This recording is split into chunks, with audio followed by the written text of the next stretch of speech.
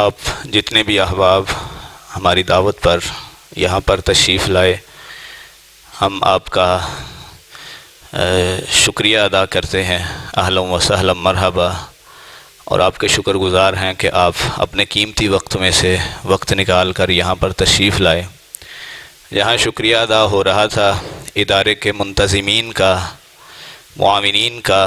وہاں پر میں مسجد کے نمازیوں کا بھی خصوصی طور پر شکریہ ادا کرنا چاہتا ہوں، اس لیے کہ ان کا تعاون بڑا رہا۔ شروع میں بچے ہیں، ظاہر ہے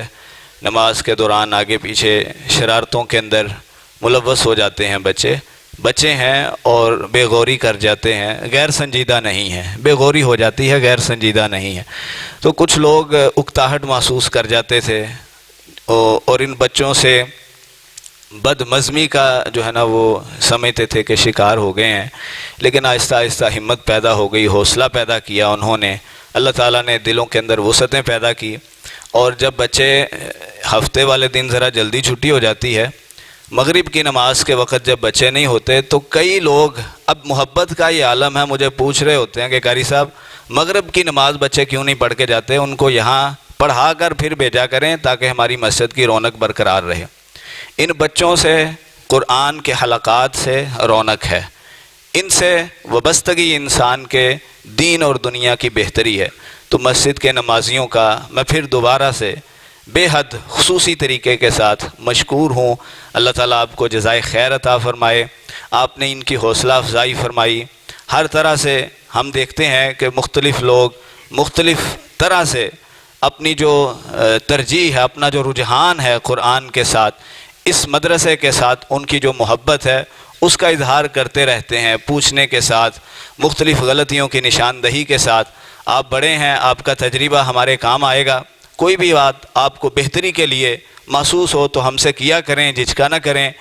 انسان جو ہے دنیا کے اندر، زندگی کے ہر لمحے کے اندر خیر کا متلاشی ہوتا ہے، کہیں سے اس کو خیر کی کوئی بات مل جائے اصلاح کے لیے تو ہم انشاءاللہ اسے خندہ پیشانی سے قبول بھی کریں گے اور اس کے اندر غور کریں گے، مزید جو ہے وہ ترقی کی طرف جانے کے لیے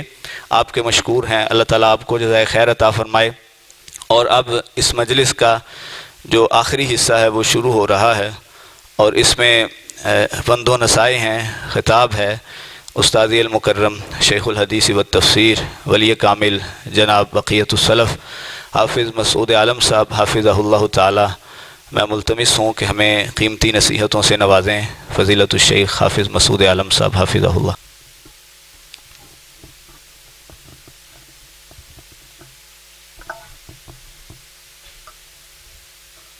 ان الحمد للہ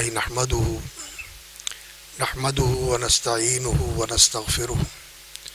ونعوذ باللہ من شرور انفسنا وسیئات اعمالنا، من یهده اللہ فلا مضل له ومن یضلل فلا هادی له، واشهد ان لا الہ الا اللہ وحدہ لا شریک له، واشهد ان محمدا عبدہ ورسولہ، وبعد۔ فضیلت مآب قاری المقری الشیخ یاسر معراج صاحب اور فضیلت مآب علماء کرام، اساتذہ، قرائے اعظام اور عزیز القدر حفظت القرآن، قراءت القرآن، جنہوں نے قرآن مجید کے حفظ کی سعادت حاصل کی ہے، اور اسی طرح وہ عزیز جو ماشاءاللہ حفظ قرآن میں مشغول ہیں اور وہ اپنے سینوں کو قرآن مجید کے نور سے منور کر رہے ہیں، اور تمام سامعین کرام، حاضرین گرامی قدر جو اس مجلس کی زینت ہیں، جو ذکر کی مجلس ہے، قرآن کی مجلس ہے، علم کی مجلس ہے، اور اس مجلس میں جو لوگ بیٹھے ہوئے ہیں، قرآن سننے والے، قرآن کا درس لینے والے، اللہ رب العزت جل شانہ اپنے درباری فرشتوں کے سامنے فخر کے طور پر ان کا ذکر فرما رہے ہیں کہ دیکھو میرے بندے میرا قرآن سننے کے لیے، اس کا درس سننے کے لیے بیٹھے ہوئے ہیں، اور اللہ کے فرشتوں نے آپ کی مجلس کو گھیرا ہوا ہے، اور وہ اس مجلس کی تکریم اور تعظیم کے لیے پورا چاروں طرف سے احاطہ کر کے پرے بنا کر آسمان کی بلندیوں تک پہنچے ہوئے ہیں۔ اللہ رب العزت صحیح معنوں میں ہمیں ان مجالس کی برکات اور ان کے فیوز اور ان کے ایمانی اور روحانی اثرات سے فیضیاب فرمائے۔ سورۃ البقرہ کی آخری آیات کا سبق محترم قاری صاحب نے پڑھایا اور عزیزوں نے پڑھا، اور قرآن مجید ان 19 حافظوں کے 19 قرآن مجید ماشاءاللہ ختم ہوئے۔ اس موقع پر دعا قبول ہوتی ہے۔ حضرت عبداللہ ابن عمر رضی اللہ تعالیٰ عنہ اور اسی طرح اور بھی بعض سلف سے منقول ہے کہ وہ ختم قرآن کے موقع پر دعا کا اہتمام کرتے تھے، اس لیے ہم انشاءاللہ العزیز دعا بھی کریں گے ان بچوں کے لیے، ان کے اساتذہ کے لیے، اس مسجد کی انتظامیہ کے لیے اور اس مسجد کے نمازیوں کے لیے۔ کئی تو وہ ہیں جو آج ہم میں نہیں رہے، چلے گئے، لیکن اس مسجد کے ساتھ ان کا بڑا تعلق تھا، اور جو موجود ہیں اللہ ان کی زندگیوں میں برکت فرمائے اور سلامت رکھے، اور اللہ رب العزت اس مسجد کو ان کے لیے اور ان کی نسلوں کے لیے صدقہ جاریہ بنائے کہ اس سے یہ دین کا نور پھیلتا رہے اور قرآن مجید کی تعلیم کا یہ سلسلہ جاری رہے، اور جس طرح لوگوں کے عقیدے کی اصلاح ہوتی ہے یہاں کے خطبات سے، یہاں کے دروس سے، یہاں کے ماحول سے، اللہ رب العزت اس خیر اور نفع کو جاری و ساری رکھے اور اس کو مزید برکت اور ترقی اور استمرار اور استحکام نصیب فرمائے۔ سورۃ البقرہ کی آخری آیات یہ رسول اکرم صلی اللہ علیہ وسلم کو خصوصی طور پر عطا فرمائی گئی۔ روایات میں آتا ہے کہ اللہ رب العزت نے معراج کے موقع پر نبی صلی اللہ علیہ وسلم کو جو عطیے عطا فرمائے تھے ان میں سے ایک یہ بھی تھا، اور اسی طرح ایک روایت میں آتا ہے کہ یہ آیات لے کر فرشتے نازل ہوئے تو انہوں نے کہا کہ اللہ رب العزت نے خصوصی طور پر آپ کو یہ آیات عطا فرمائی، اور یہ آیات دعا ہے اور رسول اکرم صلی اللہ علیہ وسلم اور آپ کے صحابہ کے ایمان کی گواہی ہے۔ اللہ رب العزت نے ان آیات کے اندر جو آخری سے پہلی آیت ہے، آمن الرسول بما انزل الیہ من ربہ والمؤمنون کل آمن باللہ وملائکتہ وکتبہ ورسلہ لا نفرق بین احد من رسلہ وقالوا سمعنا واطعنا غفرانک ربنا والیک المصیر۔ اللہ رب العزت نے رسول اکرم صلی اللہ علیہ وسلم اور آپ کے ساتھ ایمان لانے والے صحابہ کے ایمان کی گواہی دی ہے، جن کے ایمان کی تصدیق اللہ رب العزت نے قرآن مجید میں فرمائی ہے۔ اگر ان صحابہ کے ایمان کے بارے میں کوئی لب کشائی کرتا ہے، کوئی ایسی بات کہتا ہے کہ ان کے ایمان میں شک تھا یا شبہ تھا یا نعوذ باللہ ان کے ایمان کی نفی کرتا ہے، تو وہ اللہ رب العزت کی بات کی تکذیب کرتا ہے۔ اللہ تو کہتے ہیں سبحانہ و تعالی آمن الرسول بما انزل الیہ من ربہ والمؤمنون، اللہ کے رسول ایمان لائے اور اہل ایمان ایمان لائے۔ آمن الرسول بما انزل الیہ من ربہ والمؤمنون، رسول صلی اللہ علیہ وسلم کے ساتھ اہل ایمان کو اللہ نے شامل کیا ہے، اور فعل دونوں کے لیے ایک ہے۔ جو فعل نبی صلی اللہ علیہ وسلم کے ایمان کی گواہی دے رہا ہے وہی صحابہ کے ایمان کی گواہی دے رہا ہے۔ تو صحابہ کے متعلق لوگوں کی لب کشائی کرنا اور ان کے ایمان کے اندر تشکیک کرنا اور ان کے ایمان کے اوپر حرف گیری کرنا، یہ سچی بات ہے ان لوگوں کا کام ہے جن کے دلوں میں ایمان نہیں ہے، بھلے وہ اپنے آپ کو مومن کہتے ہوں، لیکن صحابہ کرام کا ایمان تو وہ ایمان ہے جس کو اللہ رب العزت نے ایمان کا معیار بنایا ہے۔ سورۃ البقرہ کے آغاز میں بھی یہی بات فرمائی، وَإِذَا قِيلَ لَهُمْ آمِنُوا كَمَا آمَنَ النَّاسِ، ایمان لاؤ جیسے یہ لوگ ایمان لائے ہیں۔ اور یہاں یہ بات یاد رکھیں کہ جو صاحب ایمان ہے وہی انسان ہے، اور جس کو ایمان نصیب نہیں ہے وہ انسان نہیں ہے، وہ انسان نہیں ہے۔ انسانیت اس چیز کا نام ہے کہ انسان اللہ کو پہچانے، اللہ کو مانے، اللہ کی مان کر زندگی گزارے۔ اور اگر انسان نے اللہ کو نہیں پہچانا، جس کو عقل دی ہوئی ہے، جس کو اللہ رب العزت نے فہم و شعور کی دولت سے نوازا ہے، اس نے اپنے مالک کو نہیں پہچانا، اور اس کو پہچان کر اسے اپنا رب نہیں مانا، اور اس کو اپنا الہ اور معبود نہیں بنایا، اور اس کی مان کر اس نے زندگی نہیں گزاری، تو پھر وہ انسان نہیں ہے، وہ حیوان ہے۔ وہ حیوان ہے، وہ جانور ہے، بلکہ جانور اس سے اچھے ہیں۔ اللہ رب العزت نے قرآن مجید میں فرمایا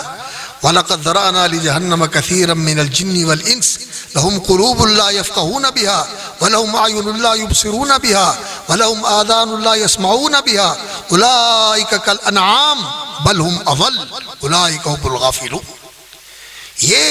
جنہوں نے جانا ہی نہیں ہے کہ اللہ کون ہے، غفلت کے اندر پڑے ہوئے ہیں، یہ لوگ تو جانوروں سے بھی گئے گزرے ہیں، بلکہ جانوروں سے گئے گزرے ہونا تو یہ بھی انسان کے لیے بہت ذلت کا مقام ہے کہ انسان ہو کر جانوروں سے نیچے چلا جائے۔ قرآن مجید کا دوسرا مقام ہے سورۃ البینہ، ان الذین کفروا من اہل الکتاب والمشرکین فی نار جہنم خالدین فیہا اولئک ہم شر البریہ۔ اللہ رب العزت نے فرمایا جو کافر ہیں، جو صاحب ایمان نہیں ہیں، وہ مشرک ہوں، وہ یہودی ہوں، وہ عیسائی ہوں، وہ ہندو ہوں، وہ ملحد ہوں، وہ داہریے ہوں، کوئی ہوں، جن کو ایمان نصیب نہیں ہے، اولئک ہم شر البریہ، فرمایا کائنات میں بدترین مخلوق یہ لوگ۔ آمنو کما آمن الناس، جیسے یہ لوگ ایمان لائے ہیں تو صحابہ لوگ ہیں، صحابہ اناس ہیں، صحابہ انسان ہیں، اور جو ان کی طرح ایمان نہیں لاتا، اللہ رب العزت نے فرمایا فَإِنْ آمَنُوا بِمِثْلِ مَا آمَنْتُمْ بِهِ فَقَدْ اهْتَدَوْا، اگر یہ اس طرح ایمان لائیں جیسے تم ایمان لائے ہو میرے نبی کے صحابہ، جن کو اللہ رب العزت نے رسول اکرم صلی اللہ علیہ وسلم کا انتخاب اللہ رب العزت نے پوری دنیا سے جو سب سے چوٹی کا انسان تھا رسول اکرم صلی اللہ علیہ وسلم کو پایا، اور آپ صلی اللہ علیہ وسلم کے سر پہ آپ صلی اللہ علیہ وسلم کے اعزاز کے لیے اور ان کی سرفرازی کے لیے سید الخلق اور سید الانبیاء اور امام الانبیاء والمرسلین کا تاج اللہ نے سجا دیا۔ نبی صلی اللہ علیہ وسلم سید البشر ہے، سید ولد آدم ہے، اور امام الانبیاء ہے، خاتم المرسلین ہے، سید المرسلین ہے، افضل الرسل ہیں آپ صلی اللہ علیہ وسلم۔ تو آپ صلی اللہ علیہ وسلم کو پورے انسانوں کی جماعت سے چنا، اور آپ صلی اللہ علیہ وسلم کی رفاقت و مصاحبت کے لیے اور آپ صلی اللہ علیہ وسلم کی زندگی کے اندر آپ کے اس مشن کا ساتھی بنانے کے لیے، اور اس دین کو قبول کر کے مان کر اس کو اپنا کر اس کو آگے پہنچانے کے لیے جن لوگوں کا اللہ نے انتخاب کیا وہ صحابہ کی جماعت تھی۔ تمام نبیوں کے ساتھیوں میں جیسے سارے نبیوں میں رسول اللہ صلی اللہ علیہ وسلم افضل ہیں، اس طرح سارے نبیوں کے ساتھیوں میں محمد رسول اللہ صلی اللہ علیہ وسلم کے ساتھی افضل اور بہتر انسان۔ یہ اللہ کا انتخاب ہے۔ ابر هذه الامت قلوبا، وہ اس امت میں سے بہترین لوگ ہیں جن کے دل بڑے پاک تھے، نیک تھے، صالح تھے، اور ان کا فہم بڑا صائب اور درست تھا، اور ان کا علم بڑا وسیع اور گہرا تھا، اور وہ اللہ رب العزت کا تقوی رکھنے والے اور اللہ کی فرما برداری کرنے والے تھے۔ اللہ نے ان کو رسول اکرم صلی اللہ علیہ وسلم کی رفاقت و مصاحبت کے لیے منتخب فرمایا تھا۔ تو ان کے بارے میں اگر کوئی زبان درازی کرتا ہے اور ان کے اوپر کوئی تان کرتا ہے اور ان کے اوپر کوئی آدمی ایسی بات کہتا ہے جس میں ان کے مقام و مرتبے کی تنقیص ہو، تو وہ ایمان سے محروم ہے، اس کے اندر ایمان نہیں ہے، نفاق ہے، اس کے اندر کھوٹ ہے، اس کے اندر صحابہ سے بغض ہے، اور صحابہ کا بغض جو ہے یہ دین کے ساتھ بغض ہے، اور صحابہ کا واسطہ اگر درمیان سے نکال دیا جائے تو دین بے بنیاد ہو جاتا ہے۔ کس ذریعے ہم تک دین پہنچا؟ صحابہ نے دین سیکھ کر، سمجھ کر، جان کر، مان کر، عمل کر کے آگے پہنچایا، اور اگر یہ واسطہ درمیان سے ختم ہو جائے تو ہم تو ہوا میں ہو، ہمارے پاس دین کہاں سے ہے؟ اللہ اکبر۔ تو رسول اکرم صلی اللہ علیہ وسلم کے ایمان کی اللہ نے گواہی دی، اور سمعنا واطعنا غفرانک ربنا والیک المصیر، یہ صحابہ کا کردار بتایا۔ ان کا کردار کیا تھا؟ سمعنا واطعنا، ہم نے سن لیا اور ہم نے مان لیا۔ اور آج مسلمانوں کو ضرورت اس بات کی ہے کہ وہ صحابہ جیسے مسلمان بنے، صحابہ جیسے مسلمان بنے۔ صحابہ کیا تھے؟ اللہ نے ان کا وصف بتایا یہاں، وقالوا سمعنا واطعنا آمن الرسول بما انزل الیہ من ربہ والمؤمنون کل آمن باللہ وملائکتہ وکتبہ ورسلہ لا نفرق بین احد من رسلہ وقالوا سمعنا واطعنا، ہم نے سنا اور ہم نے مانا۔ آج ہمارا یہ رویہ ہے کہ ہم سنتے ہیں اور مانتے نہیں، اور مرضی کا مانتے ہیں، جی چاہا تو مان لیا، نہ جی چاہا تو نہ مانا، جو جی میں آیا اسے قبول کر لیا، جو جی میں نہیں آیا اسے ٹھکرا دیا۔ اور یہ حال ہر جگہ ایسا ہی ہے۔ کس کس کا تذکرہ کیا جائے اور کس کس کا نام لیا جائے، ہم سبھی ایسے ہی ہیں، مرضی کا مانتے ہیں، جی میں آیا تو مان لیا، نہیں جی میں آیا تو نہیں مانتے۔ بڑی سے بڑی بات ہوتی ہے، ضد میں آ کر، چودر میں آ کر، بڑائی میں آ کر ٹکرا دیتے ہیں، اس کو نہیں مانتا۔ انا للہ و انا الیہ راجعون۔ مومن ایسا نہیں ہوتا۔ انما کان قول المؤمنین اذا دعوا الی اللہ ورسولہ لیحکم بینہم ان یقولوا سمعنا واطعنا، میں نے سن لیا، میں نے مان لیا۔ مومن کا طریقہ یہ ہوتا ہے۔ تو قرآن مجید نے جو لوگ بنائے تھے وہ مومن تھے، اور ویسے مومن تھے، سمعنا واطعنا ان کا شعار تھا، یہ ان کی پہچان تھی، یہ ان کا امتیاز تھا۔ جس کو جو حکم دیا اس نے فوراً مان لیا۔ اللہ اکبر، اللہ اکبر۔ کیا لوگ تھے وہ، رضی اللہ عنہم وارضاہم۔ رسول اکرم صلی اللہ علیہ وسلم نے جس کو جو کہا، اس نے پھر اس کے بعد یہ نہیں کہا کہ نہیں، جو حکم دیا فوراً مان لیا۔ تو میرے بیٹو، آپ قرآن پڑھتے ہو، اور قرآن مجید پڑھنا بھی بہت بڑی نیکی ہے۔ ایک ایک حرف کے اوپر اللہ رب العزت 10 نیکیاں عطا فرماتے ہیں، اور بہترین ذکر ہے قرآن کی تلاوت۔ اور قرآن مجید کو سمجھنا بھی ضروری ہے، اس کو الفاظ کو محفوظ کرنا، یہ قرآن مجید کے حروف کی حفاظت ہے، یہ قرآن مجید کے حروف کی حفاظت ہے، لیکن قرآن مجید کے معنی کی حفاظت بھی ضروری ہے کہ اس کا معنی مفہوم سمجھا جائے۔ مجھے خوشی ہوتی ہے جب میں سنتا ہوں کہ ماشاءاللہ ہمارے حضرات یہ جو اساتذہ ہیں تحفیظ القرآن کے، یہ قرآن مجید کے ترجمے کی بھی کوشش کرتے ہیں کہ آپ لوگوں کو یاد کروایا جائے۔ یہ اچھی بات ہے، قرآن مجید کے حروف بھی محفوظ کیے جائیں اور اس کا معنی اور مفہوم بھی محفوظ کیا جائے، اسے بھی حفظ کیا جائے۔ اور اس کے ساتھ یہ بھی ضروری ہے کہ قرآن مجید کی جو حدود ہیں ان کی بھی حفاظت کی جائے۔ قرآن کی حدود کیا ہے؟ قرآن مجید نے زندگی کی حدیں مقرر کر دی ہیں، تلک حدود اللہ فلا تقربوها۔ بعض چیزیں ایسی ہیں جو اللہ نے حدیں قائم کر دی ہیں کہ ان سے آگے نہیں جانا، بلکہ ان کے قریب بھی نہیں جانا کہ انسان قریب ہو کے کہیں آگے نہ نکل جائے۔ محرمات ہیں، کبائر الاسم ہیں، فواحش اور منکرات ہیں، شرک ہے، بدعات ہیں، دین کے اندر اضافے ہیں، یہ ساری چیزیں ایسی ہیں کہ اللہ رب العزت نے انہیں حرام قرار دیا ہے، اور اللہ نے ان کے آگے حد قائم کر دی ہے کہ ادھر نہیں جانا اور ان کے قریب بھی نہیں جانا۔ اور کچھ حدود ہیں جو اللہ رب العزت نے متعین کی ہوئی ہیں کہ ان سے تجاوز نہیں کرنا، ان حدود کے اندر رکھنا اپنے آپ کو۔ تلک حدود اللہ فلا تعتدوها ومن یتعد حدود اللہ فقد ظلم نفسہ۔ اگر کوئی ان حدود سے تجاوز کرے گا تو اللہ کا کچھ نہیں بگاڑتا، اللہ کی نافرمانی کر کے کوئی اللہ کا نقصان کر سکتا ہے؟ ساری دنیا اکٹھی ہو جائے، اللہ رب العزت کا کچھ بھی نقصان نہیں کر سکتا، اور ساری دنیا مل کے اللہ کی فرما بردار ہو جائے اور اللہ رب العزت ان سب کو نوازے، اور اللہ کے خزانوں میں کسی چیز کی کمی نہیں آ سکتی۔ اللہ تو بے نیاز ہے، الصمد، بے نیاز ہے، مطلق ہے۔ تو قرآن کی حدود کی بھی حفاظت کرنی ہے۔ بیٹا قرآن کو ایسا اپنا امام اور ایسا اپنا ساتھی بناؤ، اللہ اکبر، کہ جعل القرآن امامہ اور امامہ دونوں طرح اس کا تلفظ ضبط کیا علماء نے، کہ قرآن کو آگے رکھتا ہے، قرآن کو دیکھ کر چلتا ہے،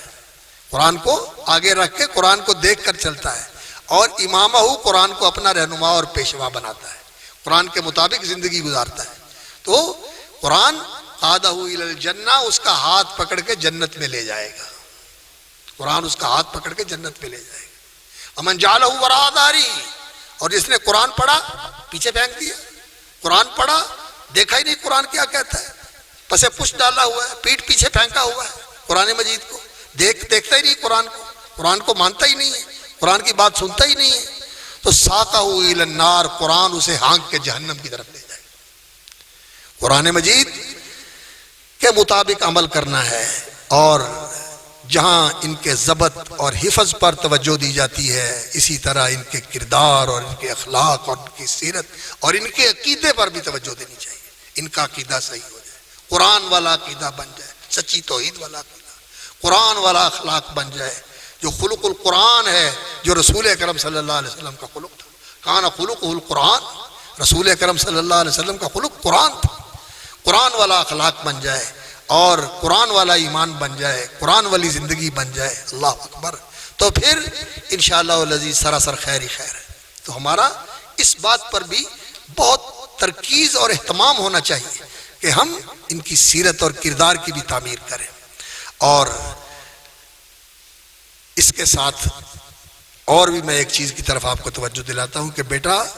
اس عمر میں قرآن مجید آپ نے یاد کر لیا ہے، ماشاءاللہ بڑی سعادت کی بات ہے، لیکن کوشش کریں ساری زندگی یاد رکھنے کی، ساری زندگی قرآن کو یاد رکھنے کی کوشش کریں۔ اور اس کے لیے یہی ہے، جیسے آپ کے اساتذہ نے آپ کو بتایا، کہ قرآن پڑھتے رہیں، سنتے رہیں، پڑھا بھی کریں، سنا بھی کریں۔ اچھے قراء کی تلاوت آپ کے پاس گھر میں یہ جو قرآن ہوتے ہیں، دارالسلام کا بھی ہے، مکتبہ اسلامیہ کا بھی ہے، وہ لے لیں اور اچھے قاریوں کی آواز میں قرآن سنتے بھی رہا کریں، قرآن سنا بھی کریں اور قرآن پڑھا بھی کریں۔ پڑھنے سے اور سننے سے قرآن یاد رہتا ہے، اور سب سے بہترین طریقہ قرآن یاد کرنے کا یہ ہے کہ نماز پڑھا کریں باقاعدگی کے ساتھ، اور نماز سے پہلے اور بعد کی جو سنتیں ہیں، ان سنتوں کے اندر قرآن کی تلاوت کیا کریں۔ اور اللہ رب العزت توفیق عطا فرمائے، والدین بھی بیٹھے ہوں گے ان بچوں کے ساتھ، آپ گھر میں بھی ان کو نماز کے لیے کھڑا کر دیا کریں اور کہا کریں کہ قرآن کی تلاوت کرو، قرآن پڑھو، جو آپ نے پڑھا ہوا ہے اس کو دہراتے رہو، اس کو پڑھتے رہو، کیونکہ نبی صلی اللہ علیہ وسلم نے فرمایا کہ من قام بھی حافظہ، جو قرآن نمازوں میں پڑھتا ہے اسے یاد رہتا ہے، اور جو نماز میں نہیں پڑھتا اسے بھول جاتا ہے۔ قرآن نماز پڑھنے کے لیے ہوتا ہے، نماز کے اندر قرآن کی تلاوت کی جائے تو اس سے زیادہ قرآن ضبط ہوتا ہے، اس سے زیادہ ضبط ہوتا ہے۔ سنتوں میں پڑھا کریں، نوافل میں پڑھا کریں، آتے جاتے ہوئے پڑھا کریں۔ سب سے بہترین ذکر قرآن مجید کی تلاوت ہے۔ ما کا من القرآن، قرآن تیرے ساتھ ہے۔ ساتھ ہونے کا یہی مطلب ہے کہ ہر وقت رہے۔ وہ انسان قرآن کا حافظ اور پھر شعر پڑھے آدمی، پھر آدمی جو ہے گانے پڑھے، پھر آدمی جو ہے وہ فضول بات کرے۔ تو قرآن مجید جس زبان سے ادا ہوتا ہے یہ پاک زبان ہے، اس کو پاک رکھو، جھوٹ نہیں بولنا اس زبان کے ساتھ، گالی نہیں نکالنی اس زبان کے ساتھ، کوئی برا کلمہ اس زبان سے نہیں نکالنا۔ یہ قرآن اس زبان سے ادا ہوتا ہے، اللہ کا کلام ہے، یہ مقدس اور مطہر کلام ہے، یہ پاکیزہ کلام ہے، یہ اس زبان سے ادا ہوتا ہے، اس زبان سے کوئی برا لفظ نہیں ادا ہونا چاہیے۔ اپنی زبان کو پاکیزہ رکھیں تو پھر انشاءاللہ العزیز قرآن کی برکات ہوتی ہے، پھر قرآن نور بن جاتا ہے۔ اور اگر انسان گالیاں دے، اساتذہ بھی اس بات کا خیال رکھیں، بعض اوقات زبان پہ گالی چڑھی ہوتی ہے، وہ اس کو اس طرح کے الفاظ بول دیتے ہیں جو قطعاً جائز نہیں ہوتے، اساتذہ بھی اس کا اہتمام کریں۔ بچوں کی تکریم کرنی چاہیے کہ یہ حافظ قرآن ہے۔ صرف تکریم یہی نہیں ہے کہ ان کو پگڑیاں پہنا دی اور ان کو ہار پہنا دیے، نہیں، اللہ اکبر، تکریم ان کی یہ ہے کہ یہ پڑھنے کے لیے آئے ہوئے ہیں ہمارے پاس، یہ ماں باپ نے اپنے جگر گوشے ہمارے سپرد کیے ہوئے، ہم نے ان کے اوپر محنت کرنی ہے۔ ٹھیک ہے، ان کے نخرے بھی ہوتے ہیں، ان کے ناز بھی ہوتے ہیں، ناز برداریاں بھی کرنی پڑتی ہیں، نخرے بھی ان کے دیکھنے پڑتے ہیں، کس لیے کہ یہ ہمارے لیے صدقہ جاریہ بنیں گے۔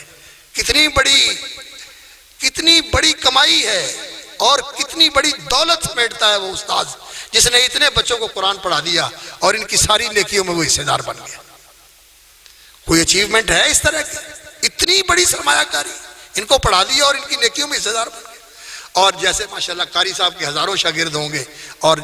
قاری عثمان صاحب بتا رہے تھے کہ ہر ہفتے میں الحمدللہ حافظ تیار ہوتا ہے، تو کتنے لوگ جو ہیں وہ پڑھنے والے، ان کی نیکیوں میں آپ حصے دار بنتے ہیں۔ اس لیے یہ آپ کا سرمایہ ہے، یہ تو آپ کی انویسٹمنٹ ہے، آپ ان کی قدر کیا کریں، ان کے ساتھ شفقت کیا کریں، محبت کیا کریں ان کے ساتھ، یہ آپ کا سرمایہ ہے، والدین کا بھی سرمایہ ہے اور آپ کا بھی سرمایہ ہے، اور یہ ہمارا اثاثہ ہے۔ اور ان کے اوپر محنت کریں تاکہ ان کے ذریعے دین محفوظ رہے، ان کے ذریعے دین محفوظ رہے، قرآن محفوظ رہے، قرآن آگے منتقل ہو۔ تو آپ نے بیٹا یہ کام کرنا ہے کہ اپنی زبانوں کی حفاظت کرنی ہے اور اپنے اوقات کی حفاظت کرنی ہے۔ جب فرصت کا وقت ملے قرآن کی طرف آ جاؤ۔ آپ نے اسکول پڑھنا ہے، مدرسے میں پڑھنا ہے، کوشش تو یہ کریں کہ آپ لوگ دین کا علم پڑھیں، اور اگر دین کا علم ضروری جو یہاں حاصل کر لیا ہے اسی پر اکتفا کرو، تو دوسرا علم پڑھو لیکن قرآن کو محفوظ رکھو، اور قرآن کا فہم جو ہے یہ اپنے اندر ضرور پیدا کرو کہ ہم پتہ ہو کہ قرآن مجید ہمیں کہتا کیا ہے۔ اللہ رب العزت نے قرآن کو ذکر کہا ہے، یہ یاد دہانی ہے، یہ نصیحت ہے، یہ اللہ کا واعظ ہے، یہ اللہ رب العزت نے پیغام دیا ہے، یہ اللہ کا پیغام ہے ہمارے نام، تو ہمیں اس کا علم ہونا چاہیے قرآن ہمیں کیا کہتا ہے، اور اس پر عمل کرنا چاہیے، اور اس کو یاد رکھنا چاہیے، بھولنے نہیں دینا چاہیے، اور اللہ رب العزت آپ کو اپنے والدین کے لیے، اپنے اساتذہ کے لیے، امت مسلمہ کے لیے خیر و برکت کا ذریعہ بنائے، اور آپ کے ذریعے اللہ رب العزت اس دین کو سربلند اور سرفراز فرمائے۔ اور دوسری بات، جیسا محترم قاری انعام الرحمن صاحب نے ذکر کیا کہ انہوں نے بلوغ المرام کا درس مکمل کیا ہے، اور بلوغ المرام یہ حدیث کی ایک مختصر کتاب ہے جس کے اندر وہ احادیث جو عملی احکام کے ساتھ طہارت، نماز، زکوٰۃ، روزہ، حج اور نکاح، طلاق، بیع، شراء، خرید و فروخت اور کرایہ داری اور جنگ، جہاد، اس طرح کے جو مسائل زندگی کے عملی مسائل ہیں ان کے متعلق جو احادیث رسول اکرم صلی اللہ علیہ وسلم سے منقول ہیں ان کا یہ انتخاب ہے، جو ایک بہت بڑے عالم دین اور حافظ حدیث اور اپنے وقت کے ہمہ جہت امام ابو الفضل شہاب الدین ابن حجر رحمۃ اللہ علیہ، احمد ابن علی ان کا نام تھا، یہ 773 میں پیدا ہوئے اور 852 میں ان کا انتقال ہوا۔ اور اللہ اکبر، اللہ رب العزت دین کے ساتھ جو لوگ جڑ جاتے ہیں اللہ تعالیٰ ان کو کیا عزتیں اور عظمتیں نصیب کرتا ہے۔ ان کے ترجمے میں لکھا ہوا ہے کہ پیدا ہوئے، اللہ اکبر، تو پہلے ماں فوت ہو گئی اور پھر باپ فوت ہو گیا، 4 سال کی عمر میں باپ فوت ہو گیا، تو 5 سال کی عمر میں باپ نے وصیت کی، ایک بزرگ تھے، عالم دین تھے اور بڑے صالح انسان تھے، ان کو وصیت کی کہ میرے اس بیٹے کی نگہداشت کرنا اور اس کی دینی تربیت کرنا اور اس کو دین پڑھانا۔ ماں پہلے فوت ہو گئی، باپ بعد میں فوت ہو گیا۔ 4 سال کے اس بچے کو اس نے گود لے لیا اور اس نے اس کی پرورش کی، 5 سال کی عمر میں قرآن مجید کے مدرسے میں داخل کروا دیا، 9 سال کی عمر میں حافظ ہو گیا، 9 سال کی عمر میں حفظ کر لیا، اور پھر حفظ کر کے اس نے کہا کہ میں آپ کو مکے لے کے چلتا ہوں، وہ لے کے مکے چلے گئے اور 12 سال کی عمر میں مکے حرم کے اندر انہوں نے نماز تراویح پڑھائی، تراویح کی نماز پڑھائی، اور اللہ رب العزت نے علم کا شوق دل میں ڈال دیا، علم کی باتیں سنتے تھے، علم کی مجلسوں میں بیٹھتے تھے، تو وہاں انہوں نے زمزم کا پانی پی کے اور ملتزم پہ کھڑے ہو کے کعبے کے پردے پکڑ کے اللہ سے دعا کی، یا اللہ میرا سینہ علم کے لیے کھول دے اور مجھے حدیث کا علم اس طرح عطا فرما جس طرح تو نے حافظ شمس الدین ذابی کو عطا فرمایا تھا۔ تو اللہ نے ذابی سے بڑھ کر ان کو علم عطا فرما دیا، جو ذابی کی کمی کیے ہوئے کام تھے میزان الاعتدال کے اندر اور اسی طرح دوسری حدیث کی کتابوں کے رجال کے اندر حافظ ابن حجر رحمۃ اللہ علیہ نے ان کاموں کو مکمل کیا، بلکہ ان کی تنقیح کر کے ان کو ان سے بہتر کر دیا۔ تو علم اگر آدمی اس کے ساتھ جڑے تو اللہ رب العزت اس کو کیا امام بنا دیتا ہے۔ اور پھر ان کا شوق یہ تھا، جب وہ قاضی بھی رہے، مفتی بھی رہے، اور اللہ رب العزت نے بڑی شان و شوکت ان کو عطا فرمائی تھی اپنی زندگی کے اندر، اللہ رب العزت نے بڑی عزت اور بڑے وقار سے ان کو نوازا تھا۔ تو لطیفے کی بات ہے، ایک دفعہ کوئی غیر مسلم تھا، یہودی تھا، اور وہ تیل بیچتا تھا، تیل نکالتا تھا اور تیل بیچتا تھا، اور غریب آدمی تھا، تو وہ یہ اپنے قافلے کے ساتھ جا رہے تھے، جیسے آج کل نہیں وی آئی پی لوگ جو ہے پروٹوکول کے ساتھ جاتے ہیں، آگے پیچھے جو ہے نا ان کے لوگ ہوتے ہیں ہٹو بچو کہنے والے، تو ان کا قافلہ جا رہا تھا، تو وہ سامنے آ گیا اور کہنے لگا کہ آپ کے نبی صلی اللہ علیہ وسلم نے تو فرمایا ہے کہ دنیا جو ہے یہ مومن کے لیے قید خانہ ہے اور کافر کے لیے جنت ہے، تو آپ تو جس شان شوکت کے ساتھ جا رہے ہیں یہ تو بادشاہوں کو بھی نہیں نصیب ہوتی، اور میرے لیے یہ جنت ہے، میں تو مصیبت میں ہوں، سارا دن محنت کرتا ہوں، کڑھائی کو جھونکتا ہوں، تیل ابالتا ہوں اور تیل نکالتا ہوں اور تھوڑا تھوڑا کر کے تیل بیچتا ہوں، اور جو میری حالت ہے، میں کہاں جنت میں ہوں، جنت میں تو آپ ہیں اور آپ کے لیے تو جیل۔ وہیں کھڑے ہوئے انہوں نے اس کو جواب دیا، کہنے لگے اللہ کے بندے، جو تیرے لیے آگے عذاب اللہ نے تیار کیا ہوا ہے نا، جہنم کا عذاب، اس عذاب کے مقابلے میں اس وقت جس حالت میں ہے، یہ تیرے لیے جنت ہے، یہ تیرے لیے جنت ہے۔ اور میرے لیے اللہ رب العزت نے جنت میں جو اعزازات تیار کیے ہوئے ہیں، اس کے مقابلے میں اب بھی جیل خانے میں ہوں، میں اس وقت جیل خانے میں ہوں۔ تو یہ حافظ ابن حجر رحمۃ اللہ علیہ اس کتاب کے مؤلف ہیں، اور انہوں نے اپنے بیٹے کے لیے یہ کتاب لکھی تھی، اپنے بیٹے کے لیے یہ لکھی تھی تاکہ وہ اس کو یاد کر لے۔ تو وہ یاد تو نہیں کر سکا خیر، لیکن بہرحال وہ علم کے ساتھ منسوب تھا اور علم کی خدمت کی اس نے بھی، اور علم کے ساتھ اللہ تعالیٰ نے اس کو وابستگی نصیب فرمائی۔ لیکن اس کتاب کو اللہ رب العزت نے برکت عطا فرمائی، بہت سارے لوگوں نے اسے یاد کیا، اور آپ لوگوں نے تفصیل کے ساتھ اس کے دروس سنے ہیں، اور اس میں انہوں نے احکام کی احادیث بھی ذکر کی ہیں، اور آخر میں کتاب الجامع لے کے آئے ہیں۔ یہ کتاب الجامع جو ہوتا ہے، یہ امام مالک رحمۃ اللہ علیہ کا دستور ہے، اور انہوں نے موطا کے اندر اس چیز کو الجامع کے نام سے انہوں نے آخر میں ذکر کیا۔ اس کے اندر اخلاق، آداب، رسول اکرم صلی اللہ علیہ وسلم کی سیرت، عقائد، اس طرح کی چیزیں انہوں نے اس کتاب الجامع کے اندر ذکر فرمائی۔ تو امام ابن حجر رحمۃ اللہ علیہ نے اس کتاب الجامع کے اندر اخلاق، آداب اور دعائیں اور اذکار وغیرہ ذکر فرمائے ہیں، اور آخری جو احادیث ہیں اس میں ایک حضرت عائشہ رضی اللہ تعالی عنہ کی حدیث ہے، جس میں مسند امام احمد میں جو اس کی روایت ہے، اس میں رسول اکرم صلی اللہ علیہ وسلم گھر میں تھے، حضرت عائشہ رضی اللہ تعالی عنہ کے گھر میں ابو بکر صدیق رضی اللہ تعالی عنہ آ گئے اپنی بیٹی سے ملنے کے لیے اور اپنے آقا حضرت محمد الرسول اللہ صلی اللہ علیہ وسلم کی زیارت کے لیے۔ تو رسول اکرم صلی اللہ علیہ وسلم، حضرت عائشہ نماز پڑھ رہی تھی، تو نبی صلی اللہ علیہ وسلم نے ان سے فرمایا، علیک بالقوامل، جامع اور کامل دعا کو لازم کر لے، جامع اور کامل دعا کیا کر۔ تو اللہ رب العزت نے بھی ہمیں جامع اور کامل دعائیں سکھائی ہیں، اور رسول اکرم صلی اللہ علیہ وسلم نے بھی جامع اور کامل دعائیں سکھائی ہیں۔ ویسے تو رسول اکرم صلی اللہ علیہ وسلم کی ساری دعائیں ہی ایسی ہیں، یقین جانیے جس وقت نبی صلی اللہ علیہ وسلم کی دعائیں انسان پڑھتا ہے اور غور کرتا ہے، تو کوئی ایسی چیز نہیں ہے جو انسان کی ضرورت ہو اور جو انسان کی احتیاج ہو اور جو کسی وقت بھی کسی انسان کو اس کے ساتھ سابقہ پیش آ سکتا ہے، اور اللہ کے رسول صلی اللہ علیہ وسلم نے بہترین پیرائے میں اسے مانگا نہ ہو،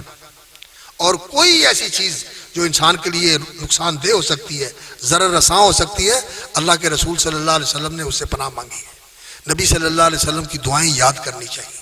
اور دعائیں یاد کر کے ان کا اہتمام کرنا چاہیے، کیونکہ وہ اللہ کے رسول کے الفاظ ہیں صلی اللہ علیہ وسلم، اور ان کو قبولیت کا شرف حاصل ہے۔ ہم پڑھیں گے تو نبی صلی اللہ علیہ وسلم کی دعا کی برکت سے ہمارے حق میں بھی وہ قبول ہو جائے گی۔ تو نبی صلی اللہ علیہ وسلم کی دعائیں یاد کرنی چاہیے، اور ان بچوں کو بھی آپ کوشش کیا کریں کہ یہ کتاب الجامع پڑھائیں، اور اس کی دعائیں اور اس کے آداب اور اخلاق جو ہے وہ ان کا اہتمام کے ساتھ التزام بھی کریں، اور ان کو یاد بھی کریں۔ اور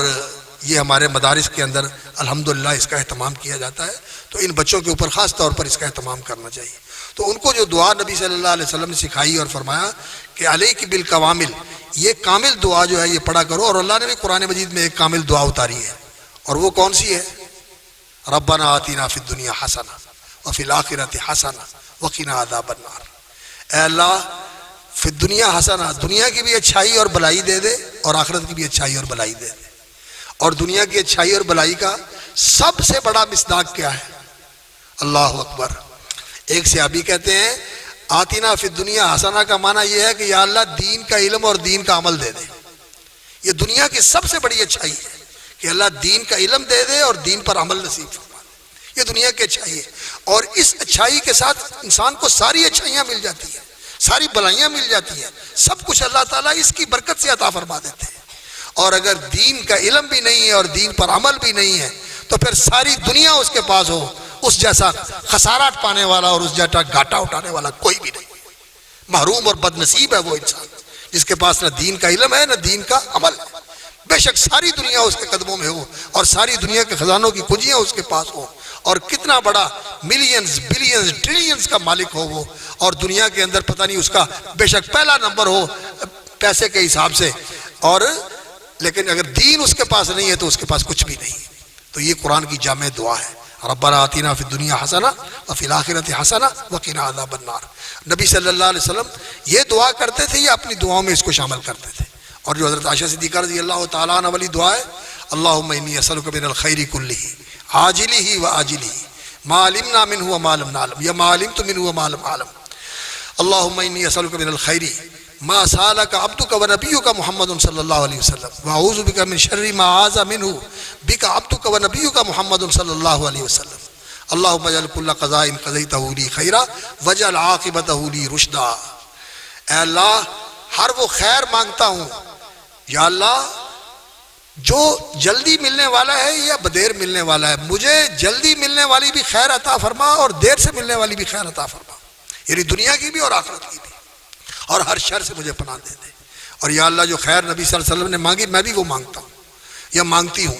اور جس شر سے انہوں نے پناہ مانگی یا اللہ میں بھی اس سے پناہ مانگتی ہوں، مجھے اس سے پناہ دے دے اور وہ خیر مجھے نصیب فرما دے۔ اور یا اللہ ہر معاملہ یا اللہ میرے لیے ایسا کر دے کہ اس کا انجام اچھا ہو، اس کا عاقبت اچھا ہو، وجل کل قضاء قضیتہ لی خیرا وجل عاقبتہ لی رشدا۔ تو یہ دعا جامع دعا ہے۔ اور جو آخری ذکر ہے جو حضرت ابو ہریرہ رضی اللہ تعالیٰ عنہ سے روایت ہے، وہ حضرت ابو ہریرہ رضی اللہ تعالیٰ عنہ روایت کرتے ہیں، یہ صحیح بخاری میں بھی ہے، صحیح مسلم میں بھی ہے، رسول اکرم صلی اللہ علیہ وسلم کا فرمان ہے، نبی ہریرہ رضی اللہ تعالیٰ عنہ قال قال النبی صلی اللہ علیہ وسلم کلمتان حبیبتان الی الرحمن خفیفتان علی اللسان ثقیلتان فی المیزان سبحان اللہ وبحمدہ سبحان اللہ العظیم۔ یہ اللہ کی تسبیح کا کلمہ اور اللہ کی حمد کا کلمہ، یہ اللہ رب العزت کو بہت ہی محبوب ہے۔ اور یہ ذکر جو ہے دعا دو طرح کی ہوتی ہے، ایک دعا ہوتی ہے سوال کر کے، دعا المسئلہ، اللہ سے مانگ کر کوئی چیز طلب کرنا، سوال کر کے یا اللہ مجھے یہ دے دے، یا اللہ مجھے یہ دے دے، یا اللہ مجھے یہ دے دے، یہ بھی دعا ہے، یہ بھی اللہ سے مانگنی چاہیے۔ اللہ نے فرمایا ادعونی استجب لکم، مجھ سے دعا کرو میں تمہاری قبول کروں گا۔ اللہ دعائیں قبول کرنے والا ہے، اپنے بندوں کی دعائیں سنتا ہے، اللہ سے مانگنا چاہیے۔ اور جو جتنا زیادہ مانگتا ہے اللہ اتنا زیادہ دیتا ہے اس کو۔ اور اچھے حالات میں کہیں، اچھے حالات میں جب سارے معاملات ٹھیک ٹھیک چل رہے ہیں اور جب سارے کام ٹھیک ہو رہے ہیں اور کام بھی صحیح ہے، انکم بھی صحیح ہے، جسم بھی صحیح ہے، گھر والے بھی سارے صحیح ہیں، تو ایسی حالت میں بھی زیادہ دعا کرنی چاہیے۔ جو اس حالت میں زیادہ دعا کرتا ہے نا، تو جب پھر شدت کا موقع آتا ہے تو اللہ تعالیٰ اس کی فوراً سن لیتا ہے۔ یہ تو روز کا مانگنے والا ہے، یہ تو اچھے حالات میں بھی مانگنے والا ہے۔ اللہ تعالیٰ استجاب اللہ من احب ان یستجاب له فی الشدائد فلیکثر الدعاء فی الرخاء او کما قال صلی اللہ علیہ وسلم۔ اچھے حالات میں زیادہ دعا کرو، پھر سخت حالات میں بھی اللہ تعالیٰ فوری دعا سن لیتے ہیں، اور جو زیادہ دعا کرتا ہے اللہ اس کی جلدی سنتے ہیں۔ اور دوسرا ایک ذکر جو ہوتا ہے وہ ہوتا ہے دعاء العبادہ، کہ اللہ کی عبادت کر کے اللہ رب العزت سے دعا کرنا، اور وہ ہے اللہ کا ذکر، کہ اللہ کا ذکر کرے۔ قرآن مجید یہ سب سے افضل ذکر ہے۔ قرآن پڑھنے والے کو اللہ رب العزت وہ دے دیتے ہیں جو مانگنے والوں کو نہیں ملتا، اس کو بن مانگے مل جاتا ہے۔ قرآن سب سے اعلیٰ ذکر ہے، سب سے افضل ذکر ہے۔ اور پھر وہ اذکار ہیں جو قرآن ہی سے لیے گئے ہیں اور قرآن میں موجود ہیں، سبحان اللہ والحمد للہ ولا الہ الا اللہ واللہ اکبر، اور ما شاء اللہ لا قوت الا باللہ، یہ جو سورۃ الکہف میں ہے یہ لا حول ولا قوت الا باللہ کی اصل ہے۔ یہ جو 5 کلمات ہیں، سبحان اللہ، الحمد للہ، لا الہ الا اللہ، اللہ اکبر، لا حول ولا قوت الا باللہ، یہ قرآن مجید سے ماخوذ الفاظ ہیں، یہ قرآن مجید سے ماخوذ الفاظ ہیں۔ اور نبی صلی اللہ علیہ وسلم نے فرمایا کہ یہ جو ہے 40 من القرآن، 40 افضل الکلمات، سب سے افضل اور سب سے محبوب کلمات ہیں یہ، سبحان اللہ والحمد للہ لا الہ الا اللہ واللہ اکبر وہن من القرآن، اور یہ قرآن میں سے۔ اور حسن بصری رحمۃ اللہ علیہ فرماتے ہیں، ابن سیرین نے بھی کہا اور امام زہری نے بھی کہا کہ ما شاء اللہ لا قوت الا باللہ، یہ لا حول ولا قوت الا باللہ کی اصل ہے۔ اور لا حول ولا قوت الا باللہ یہ ایسا خزانہ ہے، نبی صلی اللہ علیہ وسلم نے فرمایا یہ جنت کے خزانوں میں سے ایک خزانہ ہے۔ اور جنت کے خزانوں میں سے کیا مطلب ہے؟ یعنی انسان کے سارے کام ٹھیک ہو جاتے ہیں، جنت میں سارے کام خود بخود ہوں گے، آٹومیٹک۔ ادھر دل میں خیال آیا ادھر کام ہو گیا، ادھر خیال آیا ادھر کام ہو گیا۔ تو یہ جنت کا خزانہ تمہارے پاس آیا ہوا ہے، اگر یقین ایمان کے ساتھ اور پاکیزہ رزق کے ساتھ اور سچی زبان کے ساتھ اور یقین والے دل کے ساتھ، ایمان کے ساتھ، معمور دل کے ساتھ اگر یہ کلمہ پڑھا جائے تو یقین جانیے انسان کے سارے کام سیدھے ہو جاتے ہیں، ہر کام انسان کا سیدھا ہو جاتا ہے۔ تو اللہ کا ذکر کر کے، اللہ کی عبادت کر کے اللہ سے مانگنا اس سے زیادہ ملتا ہے۔ تو یہ جو ذکر ہے آخر میں انہوں نے امام ابن حجر رحمۃ اللہ علیہ نے حدیث ذکر فرمائی حضرت ابو ہریرہ رضی اللہ تعالیٰ عنہ والی، تو کلمتان حبیبتان، دو کلمے اللہ کو پیارے ہیں، الی الرحمن، ثقیلتان فی المیزان، اور کلمتان حبیبتان الی الرحمن خفیفتان علی اللسان، زبان پر بڑے ہلکے ہیں، بولنے میں کوئی مشکل نہیں ہے، ثقیلتان فی المیزان، اور ترازو کے اندر بہت بھاری ہے، بہت بڑا ترازو جس میں نیکیاں تولی جائیں گی، اس میں زمین و آسمان بھی رکھ دیے جائیں تو اتنا بڑا ہے کہ وہ بھر جائے، ان سے بھی نہیں بھرتا، زمین و آسمان سے بھی بڑا ترازو ہے،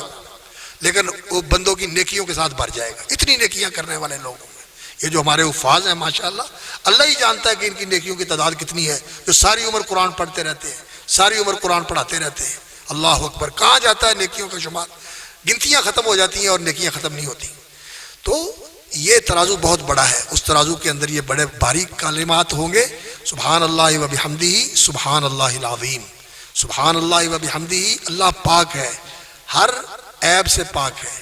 ہر کمی اور کمزوری سے پاک ہے، ہر نقص اور کوتاہی سے پاک ہے، شریک سے پاک ہے، اس کی ذات میں کوئی شریک نہیں، اس کے افعال میں کوئی شریک نہیں، اس کے حقوق میں کوئی شریک نہیں، پاک ہے اس سے۔ اور اللہ رب العزت بھول سے پاک ہے، اللہ رب العزت ظلم سے پاک ہے، اللہ رب العزت اس بات سے پاک ہے کہ وہ بے مقصد کوئی کام کرے، جتنی بھی کمی کمزوری اور کوتاہی والی چیزیں ہو سکتی ہیں، سبحان اللہ، اللہ پاک ہے۔ یہ سبحان جو ہے علم علی التسبیح، یہ تسبیح کا علم ہے، اس کا معنی ہوتا ہے اسبح اللہ تسبیحا، میں اللہ کی پاکی بیان کرتا ہوں، اللہ کی تسبیح بیان کرتا ہوں کہ اللہ رب العزت ہر عیب سے بالا و بلند ہے، اونچا اور اعلیٰ ہے، عرفہ ہے، اور کسی عیب کا اس کی طرف تصور بھی نہیں کیا جا سکتا، اس کی نسبت بھی اس کی طرف سوچی نہیں جا سکتی، ہر عیب سے پاک ہے۔ یہ معنی ہوتا ہے سبحان اللہ کا۔ اور جو سبحان اللہ کہتا ہے، اللہ اکبر، اللہ رب العزت اس کو بھی پاک کر دیتے ہیں، اللہ تعالیٰ اس کو بھی پاک کر دیتے ہیں۔ اور وہ بحمدہ، میں اللہ کی حمد، حمد کا معنی ہوتا ہے